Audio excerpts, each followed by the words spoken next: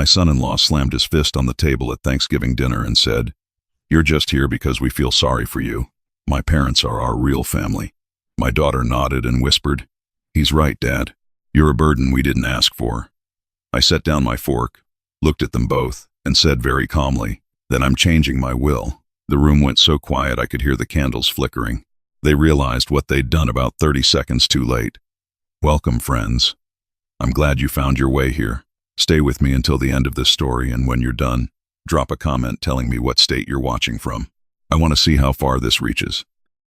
I spent 2 days before Thanksgiving preparing that meal. 2 days brining the turkey the way my late wife Carol always did, with apple cider and fresh rosemary, pressing the herbs under the skin with her same careful hands. I made her cornbread stuffing from memory. The recipe she'd written on an index card I still kept tucked in the kitchen drawer. The ink faded now, but still readable if you held it to the light. I polished the dining room table that Carol and I had bought at an estate sale 32 years ago. A solid oak piece that had hosted every Thanksgiving, every Christmas, every birthday since our daughter Renee was in grade school. At 67, I still lived in the house where we'd raised her. Same kitchen where Carol had taught her to make pie crust. Same backyard where I'd pushed her on the tire swing until my arms gave out. Same front porch where we'd sat the night before she left for college and Carol had cried quietly into her coffee while I pretended not to notice. Carol had been gone 4 years. Pancreatic cancer, fast and merciless. The kind that doesn't give you much time to say the things you should have said years ago. After she died, it was just me in the house and the garden she'd left behind. Renee arrived an hour late with her husband Derek. I heard his truck in the driveway before I saw them. That oversized thing he'd bought last year, even though they'd told me twice they were struggling financially. He came through the door without knocking, which he'd never done before Carol died, shaking off his jacket and heading straight for the refrigerator like he lived there. "Smells okay," he said, not looking at me. Renee kissed my cheek, but her eyes were already somewhere else, scanning the room the way she did lately, like she was cataloging everything, counting it. We sat down to eat, and for a while things moved along the way they do when people are pretending everything is fine. I asked about Derek's job at the contracting firm. He gave short answers. I asked Renee about her work at the dental office. She said it was fine, that things were busy, that she was tired. Derek's phone buzzed 3 times during the soup course, and he answered it the second time, stepping halfway away from the table, but still loud enough for all of us to hear him talking about money he was owed, about a deal that hadn't gone through, about someone who'd let him down again. He came back to the table with that look on his face I'd started to recognize over the past year. Not anger exactly. Something colder. Resentment that had been sitting on a low simmer for a long time and was finally getting close to boiling. "Your mother called this morning," he said to Renee, not to me, as if I weren't sitting 3 feet away. "My mother's been gone 4 years," Renee said quietly. "My mother," he said, flatly correcting himself. "But she wants us at their place for Christmas. Whole family, whole week." "That sounds nice," I said, trying to keep things easy. Derek looked at me then, really looked at me, for the first time all evening. "Does it? Because we're already doing your Thanksgiving. We can't do everything, Roger." I let that sit for a moment. I wasn't suggesting you do everything. I was just saying it sounded like a nice Christmas plan. "Sure." He picked up his fork. "Sure it does." We ate in silence for a few minutes. Renee kept her eyes on her plate. I refilled the water glasses and asked if anyone wanted more stuffing. Nobody answered. Then Derek's phone buzzed again, and he looked at it, and whatever he saw there changed something in his face. His jaw went tight. He set the phone face down on the table and looked around the room the way a man does when he's deciding whether to say the thing he's been holding back for too long. "Can I ask you something, Roger?" "Of course." "What exactly is the plan here? With this house? With all of this?" He gestured broadly at the room, at the table, at me, as if I were part of the inventory. "I don't follow you. You're 67 years old. You live alone in a 4-bedroom house. You've got a portfolio, Renee says you won't talk about, property that's worth a lot in this market. And every holiday we drive 40 minutes out here and eat off Carol's good dishes and pretend this is normal family life."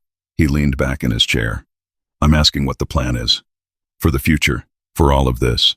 I looked at my daughter, waiting for her to redirect this conversation. She didn't. "Derek," she said softly, "maybe we should."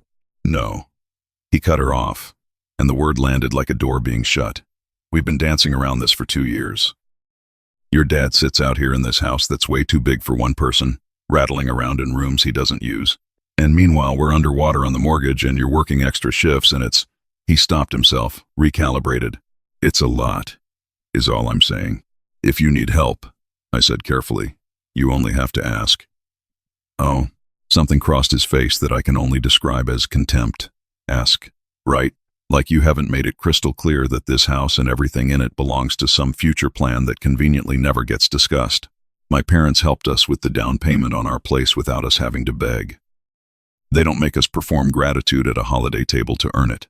I've never asked you to perform anything. You don't have to ask. That's how it works with people like you. He picked up his phone again, set it back down. You hold on to everything and you make people come to you and you make them feel like they should be grateful just for being invited. The words hit me somewhere deep, but I kept my face still. Derek, I said. This is Thanksgiving. I've been cooking for 2 days. Can we please? You know what? I'm going to say the thing nobody's saying. He pushed back slightly from the table. Renee and I have been talking. She agrees with me, even if she won't say it out loud right now. You're not helping us, Roger. You're just here, taking up space in her life, in our life, expecting us to keep showing up and making you feel less alone. But that's not fair to her. It's not fair to us. We have our own family to build. I turned to Renee. She looked at the tablecloth. Dad, it's not like that exactly. It's exactly like that, Derek said. And then she looked up at me, and in her eyes I saw something I recognized from the last 2 years. Not cruelty, not exactly, but absence. Like she'd already made a decision I hadn't been told about. You do depend on me a lot, Dad, she said quietly. And with everything Derek and I are dealing with, sometimes it just feels like you're another obligation on top of everything else. Another obligation. I had walked her to the bus stop every morning for 6 years. I had sat with her in the hospital when she had her appendix out at 14, sleeping in a chair for 3 nights. I had danced with her at her wedding to this man, danced until the band packed up and the venue lights came on, because she'd asked me to, and because it was one of the last times I'd felt close to her. And now, I was an obligation. I set down my fork, very slowly. I folded my napkin and placed it beside my plate. All right, I said. I hear you both. Derek seemed satisfied. Renee looked relieved, like the conversation had gone the way it was supposed to. I'm glad we could talk about it, Derek said, moving forward. I'm changing my will, I said. The silence that followed was a different kind of silence than the one before. This one had weight to it. I'm sorry, Renee said. First thing Monday morning, I'm calling Franklin Burke. He's been my estate attorney for 20 years. I'm going to have him restructure everything. The house, the accounts, the property up in Vermont that belonged to my father. I picked my fork back up, purely to have something to do with my hands. Since you both have your real family to depend on, you won't need any of it. Derek laughed, but it was a short, uncertain sound. You're not serious. I'm always serious at the dinner table. Carol taught me that. Renee's face had gone white. Dad, you can't just... I can, actually. It's my will. I can do whatever I'd like with it. I looked at the turkey, at Carol's stuffing, at the table I'd polished for 2 days. Now, would anyone like more of the green beans? I made them with almonds, the way your mother used to. They left 40 minutes later. Renee hugged me at the door, a stiff thing, more like a check than an embrace. Derek didn't look at me. I washed the dishes alone and listened to the house. I didn't sleep that night.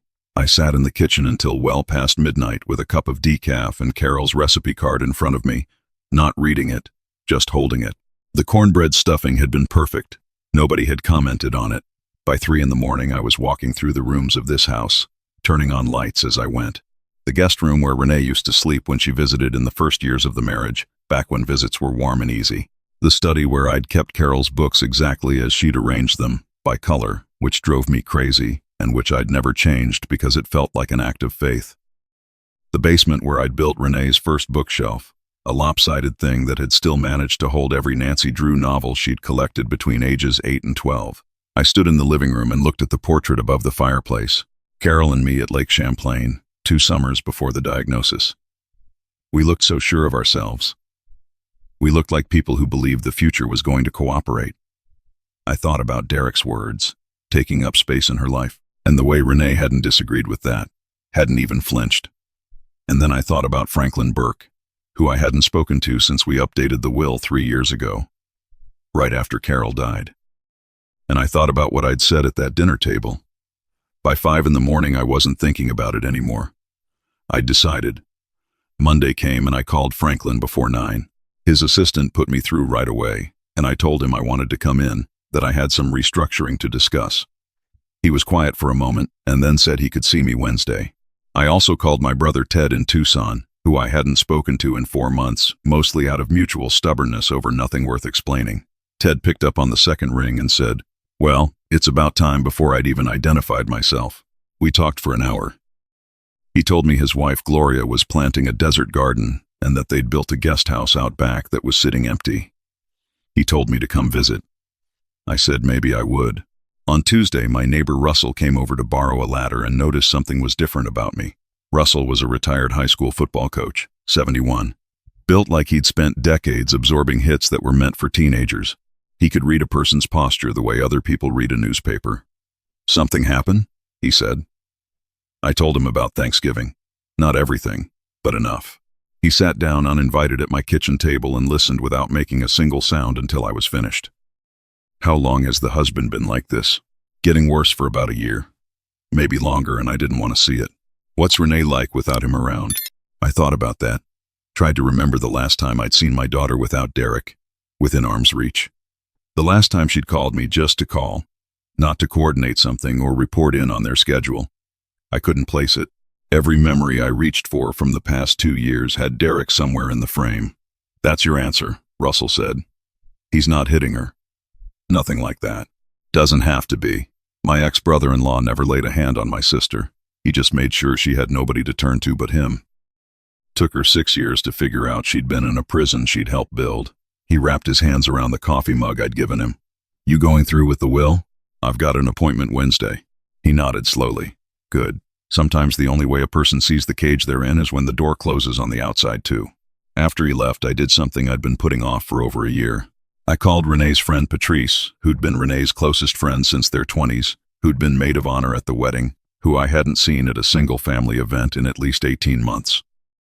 Patrice answered, and her voice went cautious when she heard who it was, careful in a way that told me she'd been expecting this call eventually.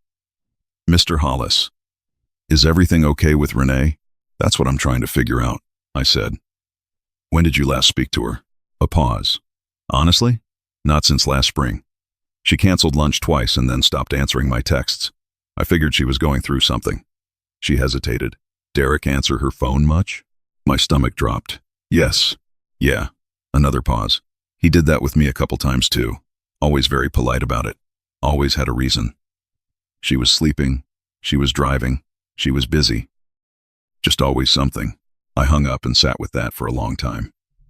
Wednesday, I drove downtown to Franklin's office, a 19th floor suite with a view of the river that Carol had always found unnecessarily impressive. Franklin himself was a precise, careful man in his 60s who wore the same style of reading glasses he'd worn since I'd first met him. He listened to everything I said, and then he read over the existing documents without comment. "You want to remove Renee entirely?" he asked. "I want to restructure in favor of charitable distributions. There's a children's literacy foundation Carol supported for years, a veterans housing nonprofit in Burlington, and I'd like to establish a small scholarship in Carol's name at the community college where she taught part-time." Franklin wrote things down in his careful way. "And the Vermont property?" "My brother Ted. He and Carol were close. It should go to someone who knew what it meant. And this is a significant change, Roger. I know what I'm doing, Franklin." He looked at me over his reading glasses with the expression of a man who had seen a lot of grief take a lot of different shapes in his conference room. "I don't doubt that," he said. "I just want to make sure you're doing this from a clear place and not from a painful one." "Both," I said honestly. "But mostly clear." He began drafting the amendments that afternoon. I expected silence from Renee. I got the opposite. She called Thursday morning before I'd finished my first cup of coffee. Her voice was different from the Thanksgiving voice, stripped of that managed, careful quality, more like the voice I remembered from when she was young and something had genuinely scared her. "Dad, what did you do?" It wasn't a question. I had a conversation with Franklin. He called Derek. "Did you know he'd do that?" "He called Derek's cell. Franklin called no one. Whatever Derek heard, he heard from you. A silence. Then, what does that mean? It means you told him, Renee. She was quiet for longer than felt comfortable. Dad, this isn't fair. You're punishing me for having an honest conversation. And that wasn't a conversation.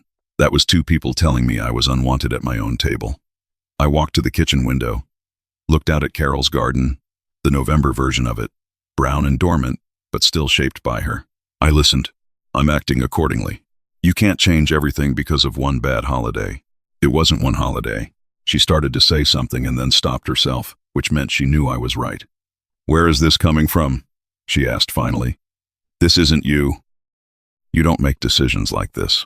Maybe that was the problem. Derek called an hour later, a different approach than Renee's, calmer, more strategic. He wanted to talk man to man, he said. He understood emotions had run high, he said. He had a lot of respect for me, he said, even if that hadn't come across well on Thursday. I told him to have Renee call me when she was ready to talk without him listening. He told me I was being dramatic. I told him to have a good morning and ended the call. On Friday, Renee's mother-in-law Janet showed up at my door. I'd met her a handful of times over the years, a compact, efficient woman with the verbal rhythm of someone who expected to win every conversation. She had a casserole dish in her hands like a prop in a play about being neighborly. I opened the door but didn't invite her in. Roger, she smiled with her teeth. I brought a chicken casserole. I thought maybe we could talk through this situation. There's no situation, Janet. There's just my business, which is mine. I understand you're upset. She tried to move past me into the doorway. I didn't move. But Derek and Renee are under enormous pressure right now. They're young. They're stressed. They said some things. He told her I was an obligation. She agreed. I said it without heat. That's not said in stress. That's said when someone means it. Her smile thinned. You're going to blow up your daughter's marriage over your feelings being hurt? I'm not blowing up anything. I'm removing myself from a situation where I've been told clearly that I don't matter. That seems reasonable to me. And what about Renee? What about what she needs? That's an interesting question coming from someone whose son has made sure Renee has nobody left to need. I kept my voice even. When's the last time you saw Renee with her friend Patrice? With anyone from before Derek? Something moved behind Janet's eyes. Quick, and then gone. That's different, she said. It always is, isn't it? I looked at the casserole dish. I appreciate the gesture, but I don't think we have anything else to talk about, Janet. I closed the door. I stood in my living room for a long time afterward, looking at Carol's books arranged by color, at the table we'd bought at the estate sale, at the portrait from Lake Champlain. What I felt wasn't anger. It wasn't grief, exactly. It was something closer to the feeling you get when you've been holding a very heavy bag for a very long time, and you finally set it down and your arms shake with the sudden lightness. I called Ted that evening. The guest house, I said. Tell me about it. He told me. 2 rooms, a kitchenette, a little porch that caught the morning sun. Gloria had put a potted cactus by the door that she talked to, he said, the way Carol used to talk to her tomato plants. He said the desert was different from what I was used to, but that once it got under your skin, you understood why people stayed. Come for Christmas, he said. Come and see what it feels like. I booked a flight the next morning. Franklin called Tuesday of the following week to say the amended documents were ready for my signature. I drove downtown and signed everything and shook his hand in the particular way of a man completing something that has been a long time coming. On the way home, I stopped at the florist Carol used to love and bought a small arrangement for the kitchen. Winter stems, white and red, the colors she'd always said made a room feel inhabited instead of just occupied. The call from Renee came Wednesday evening. I was on the back porch with a glass of wine, watching the last of the November light leave the sky, when my phone showed her name. I let it ring 3 times, and then answered. Hi, sweetheart. She was crying. Not the calculated kind, not the kind designed to produce a result. The real kind, the kind that makes a person sound young again, scrubbed down to something undefended. I found Patrice, she said, and those 3 words told me almost everything I needed to know. I waited. I called her. We talked for 2 hours. She told me things about the last year, about things I didn't realize were happening. A long, shaking breath. Why didn't I see it, Dad? Why didn't I see what I was becoming? Because it happened slowly, I said. And because you loved him. I don't know if I still do. I don't know anything right now. She paused. I'm not calling to get you to undo whatever you did with the will. I don't care about that. I'm calling because I'm scared, and I don't have anyone else. The words landed somewhere behind my sternum. You have me, I said. Do I? After everything I said at Thanksgiving, after the way you have me, Renee. She was quiet for a moment. I told Derek I wanted to talk to a counselor. Not couples counseling, just me. Someone who could help me figure out how I got so. She searched for the word. So small. That's a brave thing to do. He wasn't happy about it. I imagine not. Another silence. The sky had gone fully dark over the backyard, over Carol's dormant garden. In the spring, I'd decided I was going to plant sweet peas along the back fence. Carol had always meant to and never gotten around to it. Can I come see you? Renee asked.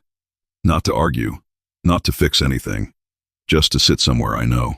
Come Sunday, I said. I'll make soup.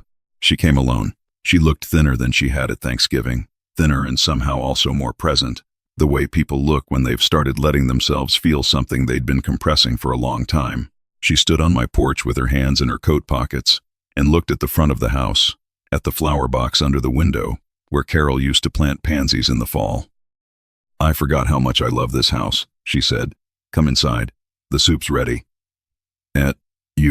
We sat in the kitchen at the small table by the window, not the formal dining room, not Carol's good dishes, just the everyday bowls and some bread I'd picked up at the bakery 2 streets over.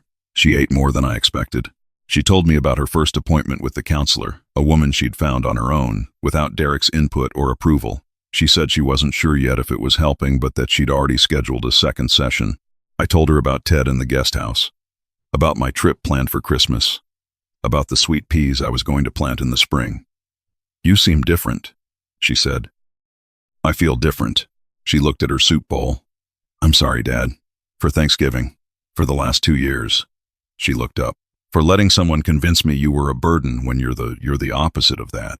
You're the person who taught me to read. You're the person who drove 4 hours in a snowstorm when I had that accident in my 20s. You're every good thing I know about how to be a person. I let her say all of it. I didn't interrupt or deflect or make it easier on her by accepting the apology before she'd finished giving it. Thank you, I said when she was done. That means a great deal to me. What do I do now? With Derek? With my marriage? I don't know, I said honestly. But I think you're already doing the important thing, which is starting to remember who you were before you were his wife. She nodded slowly. Patrice wants to get coffee next week. Good. And my friend Denise from work has been asking me to join her hiking group for months. I always said Derek and I had plans. Say yes to Denise. She almost smiled. It was the most natural expression I'd seen on her face in longer than I wanted to count.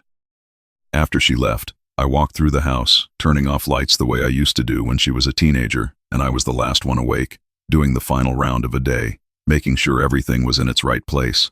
The kitchen, the study with Carol's color-organized books, the living room with the portrait from Lake Champlain.